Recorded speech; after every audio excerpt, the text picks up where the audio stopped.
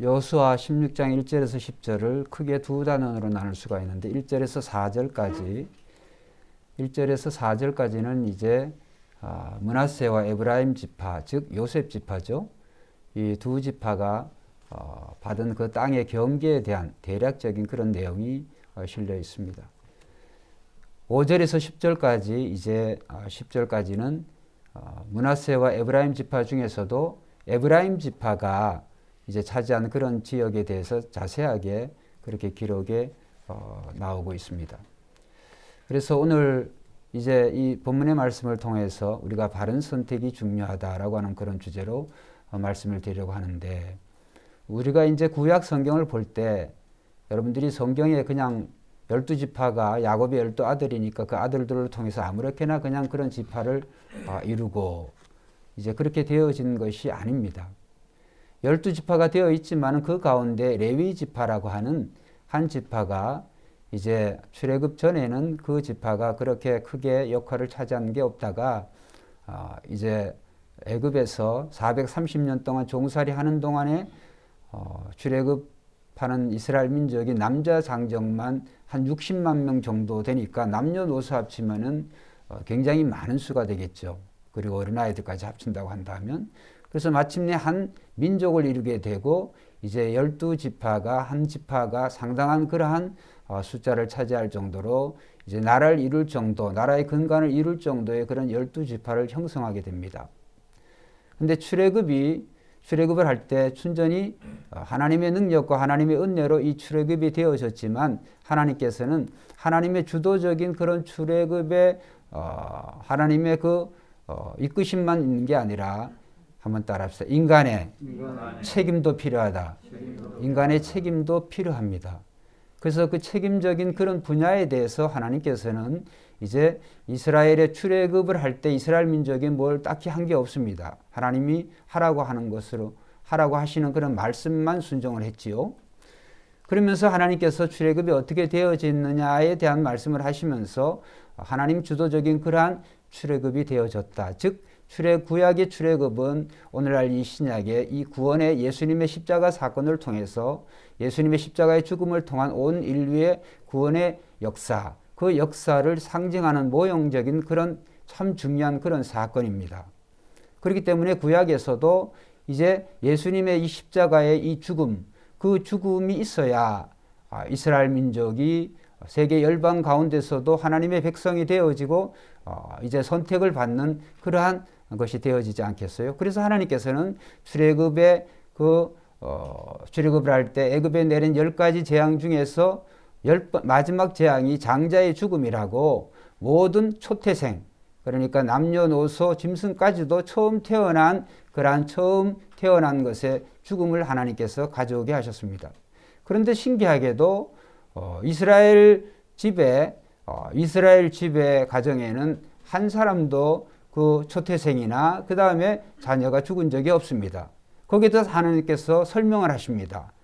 하나님께서 설명을 하시고 그 다음에 이제 그 이유에 대해서 하나님 말씀하시기를, 이제 어린 양의 그 피를 이스라엘 민족의 그 각 가정마다 문설주에다가 그 어린 양의 피를 바르면 죽음의 천사가 이제 그것을 지나가도록, 패스 오버, 넘어가도록 하나님께서 이렇게 하셨다.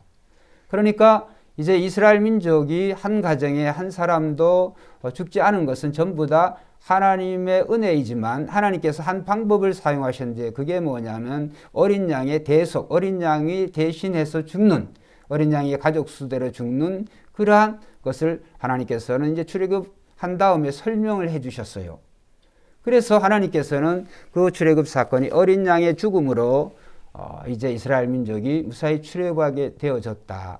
근데 그것으로 끝나는 것이 아니라 이제 앞으로 계속적으로 너희들 중에 비록 죽지는 않았지만은 선조치 후 보거라고 하나님께서 이스라엘 12지파 가운데서 한 지파를 하나님을 섬기는, 그들의 일이, 그들의 자업이 하나님의 이 성막과 성전, 즉 하나님에 관한, 하나님을 섬기는 일에 이스라엘 11지파를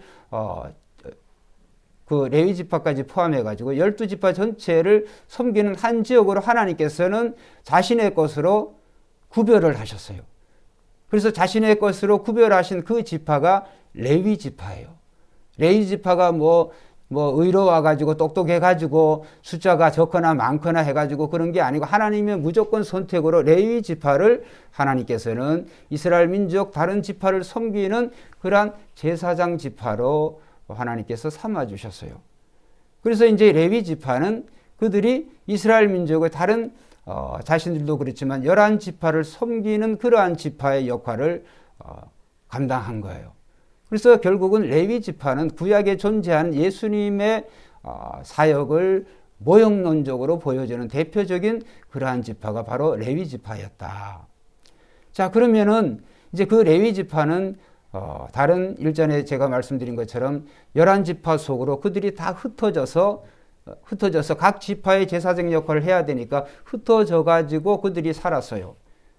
그러면 이제 한 지파는 레위 지파는 한 지파의 역할을 그들이 땅도 받은 게 기업을 영원한 그런 기업으로 받은 땅도 없고 단지 그냥 지상권에 대해서 11지파에서 나눠주는 대로 거기에 그냥 그런 정도 생활하는 그러한 정도로 그들이 살고 그 다음에 11지파가 하나님 앞에 매일 드리는 그 제사물을 그들의 양식으로 하나님이 이렇게 주셨어요. 그러다 보니까 이제 이스라엘 민족은 사실상 12지파지만은 11지파밖에 안 되어지는 거죠. 근데 하나님께서는 미리 그것을 아시고 이제 애굽에 이 야곱이 애굽에 이제 왔을 때 야곱의 이름이 이스라엘이죠. 그래서 야곱의 그 가족들이 70명이 애굽에 이제 왔죠. 그때 애굽의 총리는 11번째 아들 요셉이 총리였죠. 그래서 이 요셉 덕택을 이 야곱의 아버지도 그렇고 그 자녀들, 그 후손들이 오랫동안 요셉이 살아있는 동안에 혜택을 많이 입었어요. 그래서 창세기 49장에 보면 이 야곱이 죽으면서 요셉이 먼저 요셉과 요셉의 두 아들을 부릅니다. 그래서 두 아들을 불러가지고 그들에게 요셉에게 말씀을 해요. 너에게 두 아들 므낫세와 에브라임이 있는데 그 므낫세와 에브라임을 이제 다른 삼촌들의 지파처럼 한 지파씩 그렇게 하겠다. 그래서 그 말은 이제 나에게는 손자지만은 그 손자 둘을 내 자식으로 그 다음에 낳는 거는 너 자식으로 그렇게 해라. 이런 얘기를 합니다. 그래서 결국에 그 말씀이 그대로 성취가 되어 가지고 이제 므낫세와 에브라임이 그 삼촌의 똑같은 야곱의 아들로 입양이 되어져요. 결국은 그렇게 해서 11지파 이제 레위 지파가 지파의 그 한 지파에서 빠지게 되니까 11지파밖에 없잖아요.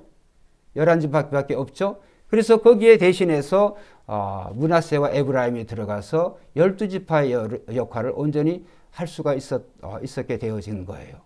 그러면서 오늘 이제 본문 말씀으로 우리가 돌아가면 먼저 하나님께서는 이 므낫세와 에브라임의 그 경계에 대한 말씀을 하시는데 여러분 대략적인 말씀을 그냥 이렇게 읽으셔서 그렇지 모르는 오늘날에 우리와 상관이 없는 지명이 나옵니다만 그러나 그 지명들이 간단한 지명들 같지만은 사실은 이 므낫세와 에브라임이 차지한 지파는 여러분 성경책이 있으면 뒤에 이렇게 이스라엘 지도가 분단된 이스라엘 그 지도를 보면 굉장히 광활한 지역을 이 에브라임과 므낫세 지파가 북쪽을 차지하게 돼요.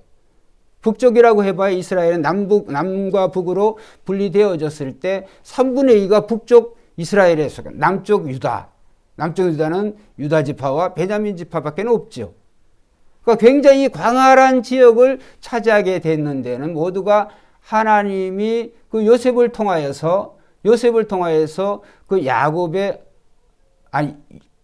야곱을 통해서 이제 이 요셉에게 아들에게 축복하신 그 내용이 있어요. 그래서 그 내용이 창세기 49장 22절에 보면 야곱이 요셉에게 요셉은 무성한 가지 곧 샘 곁에 무성한 가지라 그 가지가 담을 넘었도다. 이런 말씀을 해요. 여러분 샘물 곁에 있는 나무가 얼마나 참 이렇게 잘 자라나겠어요. 얼마나 많은 열매를 맺겠어요. 그런 것처럼 이 요셉 한 사람이 그 형들의 미움을 사가지고 형들이 시기 질투해가지고 요셉이 죽을 뻔했지만 그 애굽에 가가지고 그가 한번 따라합시다. 신앙과 믿음으로 살았다. 형들이 자기를 어떻게 한다 할지 자네는 그냥 오직 신앙과 믿음으로 사는 거예요.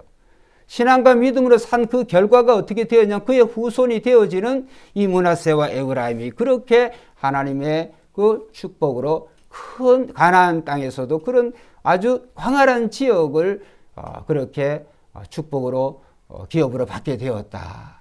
그래서 오늘 우리 말씀을 첫 번째로 우리가 기억을 해야 될 것은 이렇게 믿음을 따라서 신앙과 믿음을 따라서 살면 1세대가 그것을 다 누리지 못한다 할지라도 2세대 그의 후손 3세대는 더 풍성하게 누리게 된다고 하는 사실에 대해서 우리는 잊지 말아야 되겠습니다. 자, 우리가 갈렙이라고 하는 사람은 무슨 지파일까요? 1번 유다 지파, 2번 에브라임 지파. 갈렙 무슨 지파? 유다 지파요. 여호수아는 무슨 지파일까요? 1번 에브라임, 2번 유다. 여호수아. 지금 설명을 했잖아요. 답은 언제나 몇 번 있어요? 1번. 여호수아는 에브라임 지파예요. 그러면 이 에브라임 지파가 뭐 특별히 뭔 역할을 한 게 없어요. 그런데 할아버지 야곱의 그 축복의 내용 속에 이 므낫세와 에브라임이 할아버지의 그 축복을 받을 때 이제 요셉이 순서대로 므낫세가 장자니까 이제 이전에 족장시대 하나님의 그 축복을 할 때는 장자에게는 오른쪽 손을 머리에 얹고 차자에게는 왼쪽 손을 머리에 얹어서 그렇게 축복을 했어요. 그때 이제 야곱의 눈이 흐렸더라 그랬어요. 눈이 침침하니까 이제 그 시력이 안 좋으니까 요셉이 자기 아들을 아버지 손에다가 똑바로 정 위치에 이렇게 두었는데 야곱이 뭘 어떤 생각을 했는지 할아버지가 그 요셉의 아버지가 이것을 거꾸로 우수를 므낫세에다 해야 되는 오른손을 좌측에 있는 에브라임에게 손을 얹고 이 왼손을 이 므낫세에다 얹었단 말이에요. 순서가 바뀌어버리는 거예요. 육체적으로는 므낫세가 먼저 났지만 혈통적으로는. 그런데 축복을 받을 때는 거꾸로 되어버렸어요. 그래서 요셉이 그것을 알고 잽싸게 이제 아버지 이게 잘못됐습니다. 원래대로가 맞습니다. 이렇게 하니까 안다 내 아들아, 나도 안다 아들아. 그러면서 요셉이 하고 있는 모든 축복의 내용은 예언적으로 앞으로 장래를 바라보고 하나님께서 그 야곱을 통해서 그렇게 축복을 해주신 거예요. 그 결과가 어떻게 되어졌느냐 하면 이제는 순서상으로는 므낫세가 장자였지만은 그 차자인 이 에브라임이 한번 따라해보세요. 영적 장자 역할을 하게 된다. 영적 장자 역할을 하게 되어져요. 그 결과 어떻게 되어졌을까요? 모세는 레위 지파 사람이지만 모세의 뒤를 이은 이 여호수아는 에브라임 지파 사람. 에브라임 지파 사람의 이 여호수아가 모세의 뒤를 이어서 가나안 13년, 6년에서 13년의 그 정복 전쟁을 이 여호수아가 완성을 한단 말이에요. 자, 이런 걸 볼 때 이 에브라임 지파가 그런 광활한 지역을 차지한 것은 거기에 누구의 공헌이 있다? 지금 설명을 했죠. 누구를 설명했어요? 에브라임의 여호수아라고 하는 사람의 신앙과 믿음을 따라 산 사람의 그러한 결과가 혜택이 있다. 좀 전에 설교의 시작에 말씀드렸죠. 이 에브라임과 이 므낫세 이 두 지파가 요셉 지파인데 그 요셉이라고 한 사람의 그 믿음의 조상이 그렇게 어려움 중에 있었지만 그런 어려움 가운데 있었지만은 신앙과 믿음으로 살아갔고 그 다음에 그의 후손인 그 여호수아도 결국은 그 어려운 그런 상황 속에서 하나님의 말씀을 온전히 순종하고 그가 순종하고 이 이스라엘 민족을 잘 이끄는 그 결과 에브라임 지파, 이 므낫세 지파가 그런 광활한 영토를 기업을 받게 되는 축복을 받은 줄로 믿습니다. 이렇게 믿음의 생활이 참 중요하다는 거예요. 믿음의 생활. 그래서 성도들은 오늘 세월이 갈수록 또 연세를 드실수록 오늘 우리의 삶은 우리의 육체는 후퇴한다 할지라도 믿음의 삶을 사시기를 주의 이름으로 축원드립니다. 믿음의 삶을 살면 하나님께서 이렇게 반드시 하나님 말씀은 그대로 성취되어지는 거예요. 그런 것을 오늘 본문의 말씀을 통하여서 우리는 기억을 해야 됩니다. 그 다음에 두 번째로 오늘 우리가 이제 설교의 제일 메인 중요한 주제에 대해서 말씀을 드리려고 하는데, 성경의 오늘 말씀에 사실은 한 절만 읽으면 돼요. 오늘 설교를 위해서는. 그게 어디냐면 1절에서 9절까지는 뭐 경계와 지명이니까 모르잖아요. 우리가 뭘 읽었을지도 저도 기억 못 하는데. 그런데 10절 말씀은 희한한 말씀이 있어요. 10절 말씀만 보면 되는데 굳이 다 읽은 거예요. 한번 읽어보시라고. 자, 16장 10절 한번 읽어봅시다. 잘 한번 읽어보세요. 자, 여호수아 16장 10절 시작.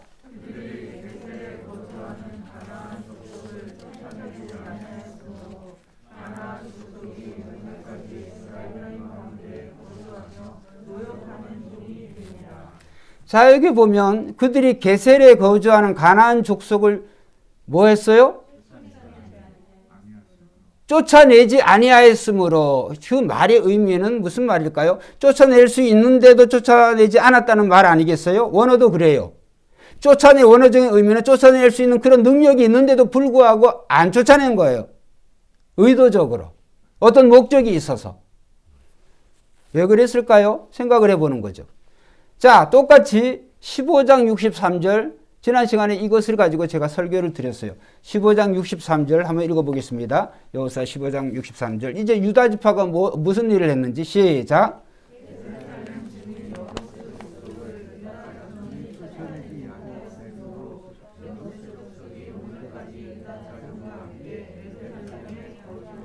자, 이거 뭐 유다에서는 쫓아내지 않은 거예요? 쫓아내지 못한 거예요? 이거는 원어적인 의미에서 쫓아낼 능력이 없어요. 유다 자손에게는 그 쫓아낼 능력이 없었으므로 여부수 족속이 오늘까지 유다 자손과 함께 예루살렘에 거주하니라, 이렇게 설명할 수가 있어요. 공통점이 있죠? 쫓아내지 않았거나 쫓아내지 못했거나. 유다 지파는 능력이 없어가지고 못 쫓아냈는데 그 결과가 어떻게 됐느냐? 설명드렸죠? 400년 동안 그들이 이스라엘에 옆구리를 찌르는 가시 역할을 했다. 이 여부수 족속이 얼마나 이스라엘 민족을 정말 조롱하고 능멸했습니까?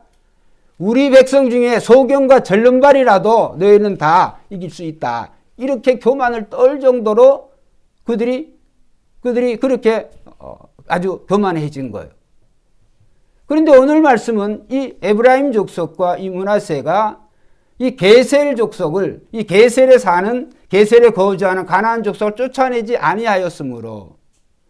아니, 유다 족속은 쫓아내지 능력이 없어서 못 쫓아냈다고 한다면 여기는 쫓아낼 능력이 있으면 쫓아내야 돼요, 안 해야 돼요? 대답을 좀 해보세요. 제가 오늘 힘이 좀 없어요. 그 이유를 제가 설명을 이따 하겠어요, 광고 시간에. 자, 쫓아낼 능력이 없어요, 이 사람들은. 쫓아낼 능력이 있는데도 안 쫓아낸 거예요. 자, 여기서 우리가 신앙을 한번 점검해 봐야 되는 거죠. 여러분, 우리는 쫓아낼 능력이 있든지 없든지 간에 한번 따라 합시다. 하나님을 신뢰하고 말씀대로 나가면 쫓아낼 능력이 생긴다.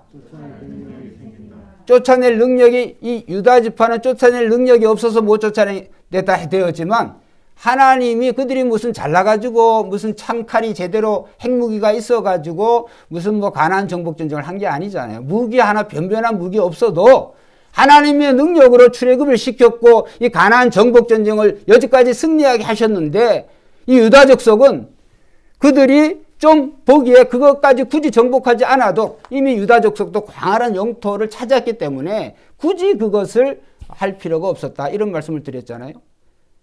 이 예루살렘이라고 하는 그곳이 차지한 위력은 또 이 므낫세 지파하고 접경 지역에 있기 때문에 서로 우리가 안 하면 므낫세가 하겠지, 이렇게 어떤 그런 생각을 했는지도 모르겠어요. 그래서 성경 그렇게 말하고 있지 않지만 그렇게 해석을 한번 해보는 거죠. 그래서 이런저런 이유로 쫓아내지 못한 거예요. 그런데 다윗 때 400년 후에 다윗이 용감하게 그 여부스 즉 예루살렘을 정복했다고 지난 시간에 설교를 드렸잖아요. 그런데 오늘 말씀은 어떻게 된 거예요? 이 게셀이라고 하는 곳에 사는 가나안 주민들을 쫓아내야 되는데 못 쫓아낸 거예요. 그 저는 말씀을 묵상하면서 왜 이 사람들이 왜 이랬을까? 왜 이랬을까? 이유가 나와요. 자, 이유를 16장 10절 다시 한번 읽어봅시다. 시작. 그들이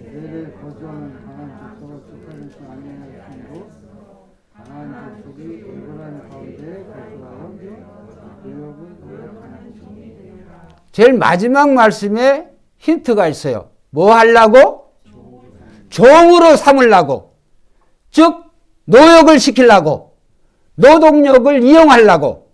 순전히 인간적인 계산이죠. 그죠? 쫓아낼 수 있는데도 불구하고 안 쫓아낸 거는 인간적인 생각을 한 거예요. 현대적인 전쟁에서는 그런 게 어떻게 좀 맞을란가 모르겠어요. 근데 지금 이 가나안 정복 전쟁은 현대적인 오늘날에 우리가 뭐 그런 싸우는 전쟁이 아니에요. 이 가나안 정복 전쟁은 이스라엘 민족이 하나님의 군대가 되어 가지고 한번 따라서 죄를 청산하는 전쟁이다. 죄를 청산하는, 죄를 정리하는, 죄를 없애는 그런 역할을 하는 거예요.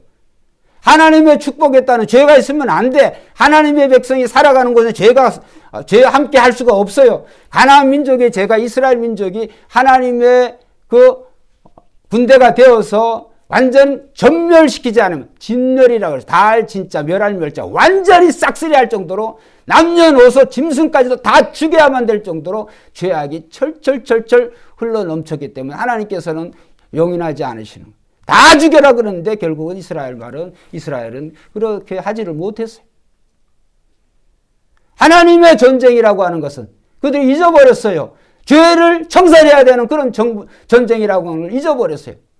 하나님을 섬기는 사람들은 우리 안에 어떠한 요새라고 할지라도 우리의 욕심으로 인해든 자기의 게으름이든 무시했든 뭐든 간에 이 죄라고 하는 것은 그런 요소는 정말 우리 안에 있을 수가 없어요. 왜? 우리 안에 하나님의 성령이 살아계신 줄로 믿습니다. 성령 하나님과 죄는 함께 할 수가 없어요. 그래서 이 에브라임 지파, 므낫세 지파는 게셀에 사는 가나안 주민을 쫓아내야 되는데 안 쫓아낸 거예요. 왜? 노동력 이용해 먹으려고. 결과가 어떻게 되어졌을까요? 에브라임 지파, 므낫세 지파가 그런 광활한 영토를 받았지만 이 게셀을 통하여서 이 게셀의 주민을 남겨둔 결과가 나중에 다윗 이후에 솔로몬 이후에 분단국가 되어졌을 때 이 남쪽 유다보다도 북왕국 10지파로 이루어진 이 이스라엘 나라가 극렬한 우상 숭배에 빠지게 돼요. 그 중에 대표적으로 이 에브라임 지파가 우상을 섬기는, 우상을 주도하는 그런 지파가 되어져서 결국에 북왕국은 완전히 역사 속에서 멸망하게 돼요. 남왕국도 그렇고. 여러분, 짧게 그냥 아이고 노동력 우리가 종으로 좀 부려먹으면 그냥 얼마나 좋겠나. 물론 그것이 근시안적인 그런 생각을 그들이 했겠습니다만 근시안적인 모르고. 그런데 멀리 보면 결국은 자신을 죽이는, 자신을 멸망케 하는 그런 결과가 되어진 거예요. 성경은 뭐라고 말씀합니까? 욕심이 잉태하여 뭐를 낳고? 죄를 낳고 죄가 장성하여서 커가지고 뭐가 낳느라? 사망을 낳느니라. 우리는 이 말씀을 통해서 이 에브라임 지파와 므낫세 지파가 그들이 마땅히 해야 되는 말씀대로 순종해야 되는데 자기들의 욕심, 말씀이 아니라 자기의 생각을 가지고 그것을 하니까 그 결과가 절대로 좋지를 못하고 결국은 온 나라를 멸망케 하는 그런 요인이 되어졌다. 유다 지파도 마찬가지예요. 유다 지파가 무슨 갈렙만 있어서 무슨 영웅들이 있어가지고 그들이 잘나가지고 유다 지파가 넓은 영토를 차지한 게 아니에요. 하나님이 그들을 불쌍히 여기셔서 하나님이 그들을 불쌍히 여겨서 유다 지파뿐만 아니라 이스라엘과 함께 하심으로 그들이 햇반이 있었습니까? 그들이 고등어 한 마리나 제대로 있었습니까? 뭐가 있었어요?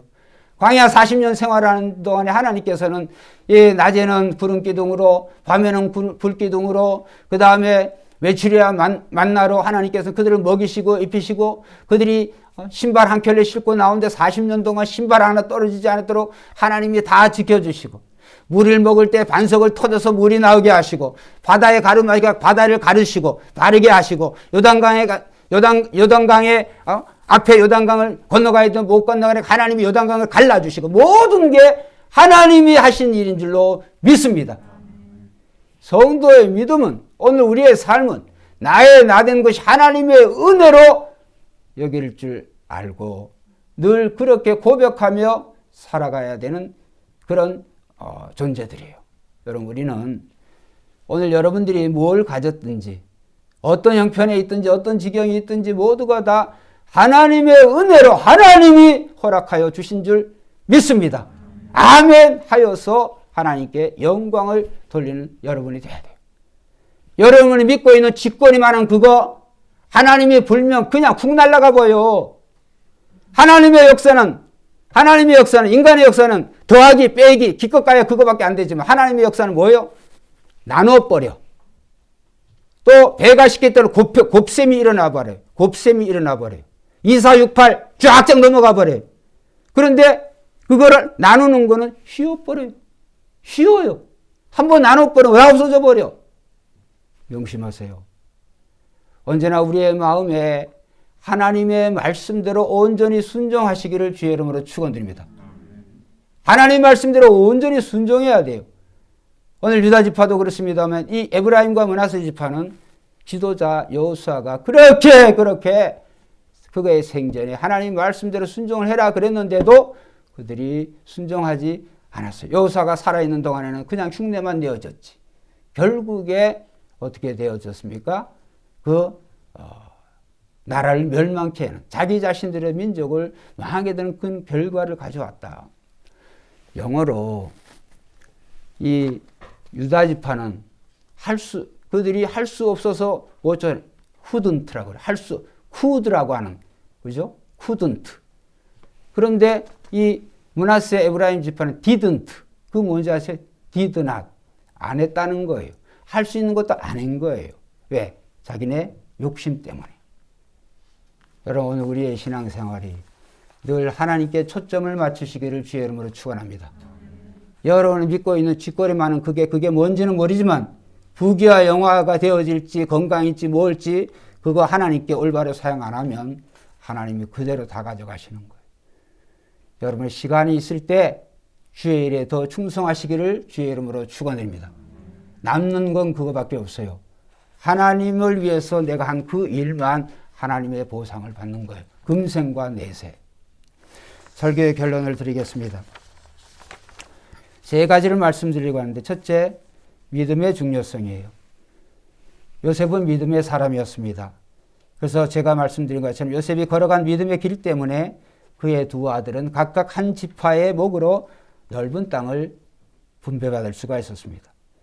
여러분, 오늘 우리가 살아가는 이 믿음의 삶은 언제나 풍성한 열매를 보장한다고 하는 것을 여러분 꼭 기억하시고, 때로 우리의 믿음의 길은 힘이 듭니다. 어렵습니다. 그러나 그 믿음의 열매는 아주 많이 풍성하게 열릴 줄 믿습니다. 때로는 그 믿음의 열매가 언제 드러날지는 잘 몰라요. 그러나 그것은 하나님의 소관이고, 그러나 나를 위해서 하나님이 정확하게 우리를 위해서 하나님이 주신다라고 하는 것을 꼭 기억하시길 바랍니다.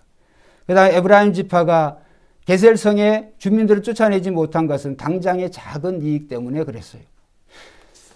사실은요, 이 유다 지파가 쫓아내지 못한 이 여부스 즉 예루살렘, 그것도 가나안 남부 전쟁 때 왕도 죽이고 그때 이긴 승리예요. 나머지 잔챙이들 거기 살고 있는데 그걸 못 쫓아낸 거거든요. 안 쫓아낸 거거든요. 거기도 게셀, 오늘 이 게셀 여호수아와 에브라임과 므낫세가 안 쫓아낸 게셀, 그것도 남부 전쟁할 때 왕도 죽이고 다 죽인 거예요. 그냥 성에 조금 남아있는 그거 정복을 안 하는 거예요. 그거 이용해 먹으려고.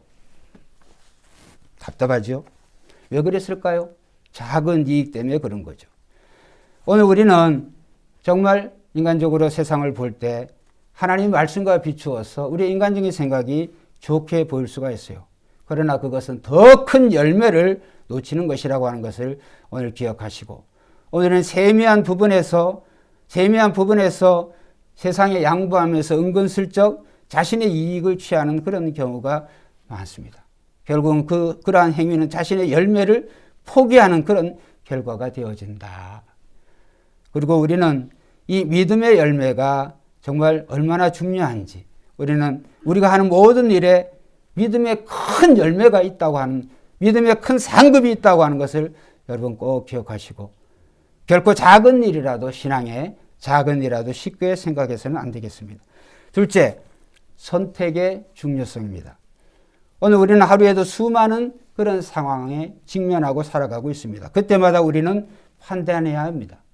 이것이 옳은가, 그런 일인가, 선한 일인가, 악한 일인가, 더 나아가 주님의 가르침에, 즉 말씀에 맞는 일인가, 맞지 않은 일인가. 그러나 사람들은 대체로 자신의 이익을 위해서 선택을 해요. 겉으로는 그것을 위해서 그럴싸한 그런 명분을 말합니다. 그러나 그것은 죄와 타협하는 그러한 길입니다. 그래서 우리는 죄에 대한 생각은 우리는 날마다 더 약해져야 돼요. 그래서 죄가 더 일반적이 되는 그런 상황이 벌어지지 않도록 우리는 날마다 말씀과 기도로 우리는 경건의 훈련을 해야 됩니다. 자신의 이익 때문에 우리는 신앙에 마이너스가 되는 그런 일은 하지 말아야 되겠습니다. 세 번째로, 바른 선택의 중요성입니다. 우리들에게 유익한 것보다는 옳은 것을 선택하는 새벽교회 성도가 되시기를 주의 이름으로 축원드립니다. 편리한 것보다는 바른 것을 선택하는 성도들이 되시기를 바랍니다. 특별히 바른 선택의 기준은 언제나 하나님의 말씀이 그 기준점이 되어야 한다고 하는 것을 여러분 기억하시고, 내가 죽고 그리스도가 사시는 길을 택하시기를 바랍니다. 문제는 우리 자신도 모르게 그런 어떤 잘못된 그런 선택을 할 때 그것에 대해서 우리는 즉각적으로 말씀의 지배를 받고 말씀에 순종하여서, 그래서 우리는 믿음의 선조들처럼 그렇게 살아야 됩니다. 아무리 그럴싸한 선택이라고 할지라도 하나님의 말씀에 어긋나는 것은 죄일 뿐입니다. 그래서 말씀을 모르면 이것도 좋고 저것도 좋을 것 같지만 그것은 순전히 자기의 생각밖에는 되지 않습니다. 하나님께서 무엇을 말씀하시는지를 잘 분별해야 됩니다. 또 주님을 위해 선택을 할 때 그것에 대한 대가가 있습니다. 대가는 뭘까요? 손해를 보는 겁니다. 불편함은 물론 희생까지도 할 수 있습니다. 그러나 대가 없는 영광은 없습니다. 십자가 없는 부활이 없는 것입니다. 때로는 값비싼 그런 희생과 대가를 치르더라도 우리 새벽교회 성도님 늘 옳고 바른 것, 그리고 하나님이 원하는 것을 선택하는 여러분이 되시기를 바랍니다. 이것이 우리 예수님이 선택하신 길이기 때문입니다. 기도드리겠습니다.